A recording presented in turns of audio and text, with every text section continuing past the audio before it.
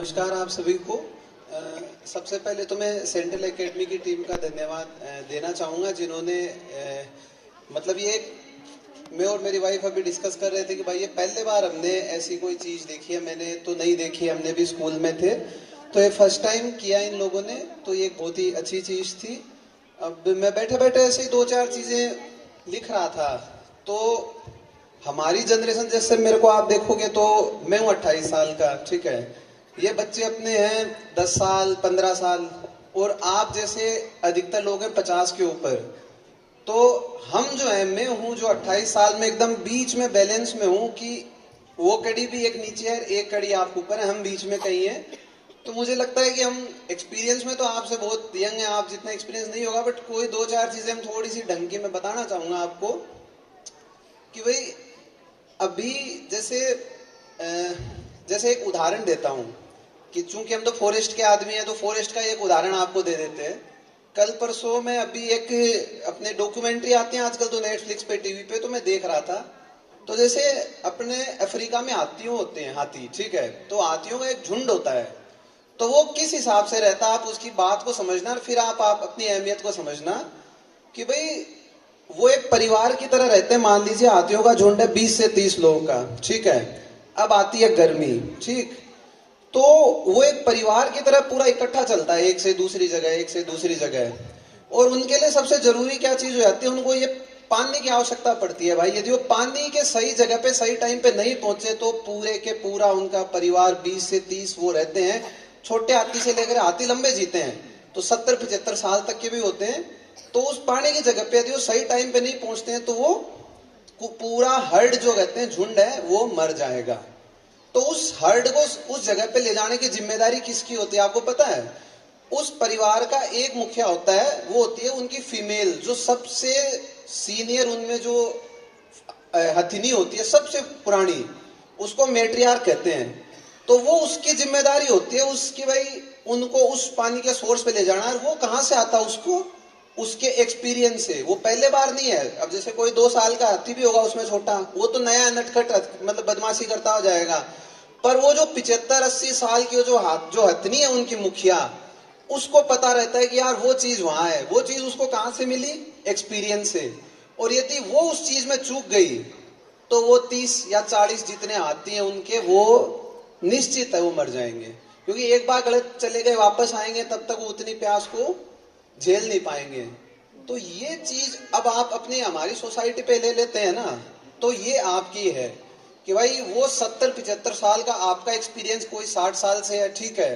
और वो जो कुनबा है, जो उनका परिवार है, वो परिवार है, हम हैं, हमारी उम्र के लोग हैं, हमारे छोटे जो बच्चे हैं जो डांस कर रहे थे, तो वो है। तो ये चुनौती है आपकी। आप लोग यदि उस जनरेशन को, नई वाली पीढ़ी को सही चीज बताने से चूक गए ना, तो ये जो टेक्नोलॉजी का जो दौर है, ठीक है, ये तो बढ़ेगा आगे। अब तो हम थे तब स्मार्टफोन आए ही थे जब मैं 11वीं 12वीं में था।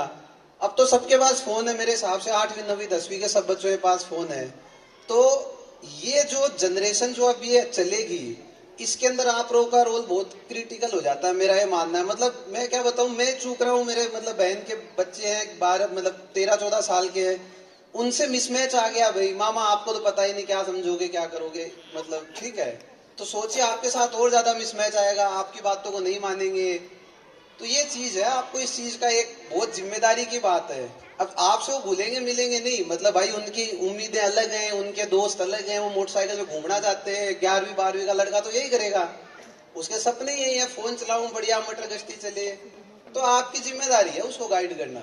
और ये हो सकता है वो आपको बताएगा नहीं, आधी चीजें तो बताते ही नहीं होंगे, 70-80% चीजें तो आपको बताती ही नहीं होंगी, यार वो अपने हिसाब से कर रहे हैं, ठीक है। आपको टटोलना है उसको, धीरे से, प्रेम से, प्यार से। कभी नाराज होंगे, तो ये चीज आप लोगों की बहुत तगड़ी जिम्मेदारी है। और इसलिए ज्यादा जरूरी है कि आज का टाइम अलग हो गया। पहले क्या था, जैसे गांव में रहते थे, ठीक थे, तो हमें तो क्या, खुद के दादाजी छोटे, जो नाना और भी थे ना, कजन वजन दूर के नाना, वो भी कूट देते थे, तो भी हम बुरा नहीं मानते थे। पीट दिया भाई, गाँव में घूमते फिरते हैं, कूट देते थे, यार छोरा बदमाशी कर रहा, उसका दी दो, ठीक है। आप आज के टाइम में नहीं कर सकते हो ये चीज। अब आप सोचो कि मारपीट करके, पिटाई करके उसको सुधार दें, तो भूल जाइए। मारपीट करेंगे तो भाग जाए घर से ही, ऐसी सिचुएशन है हमारी। अब इस चैलेंज को समझ लो, आपकी क्या चैलेंज है, मतलब आप चैलेंज समझना है, बहुत बड़ा चैलेंज है। और इंडिया या फिर एक मोटा मोटा दक्षिण एशिया ऐसी जगह है जहाँ पे एक फैमिलीज की वैल्यू है, मतलब एक ना वेस्ट की तरह नहीं है कि भाई लड़का 18 साल का चला गया फिर माता पिता से ज्यादा मतलब नहीं है, फिल्मों में देखते हो।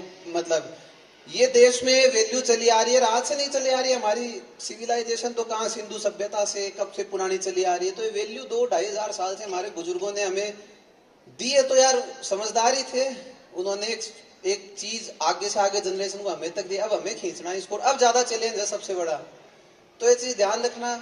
और दूसरा एक चीज का और विशेष ध्यान ये है कि भाई एक इस जनरेशन में एक बड़ा चैलेंज ये आ गया कि यार जैसे लड़का है कोई, मान लो 12 साल का है ना, अब दो दोस्त हैं, तो एक के दादाजी तो है चलो भाई डॉक्टर है, तो बढ़िया ढंग के कपड़े एकदम मतलब वेल फर्निश्ड इंग्लिश भी बोल देंगे है ना।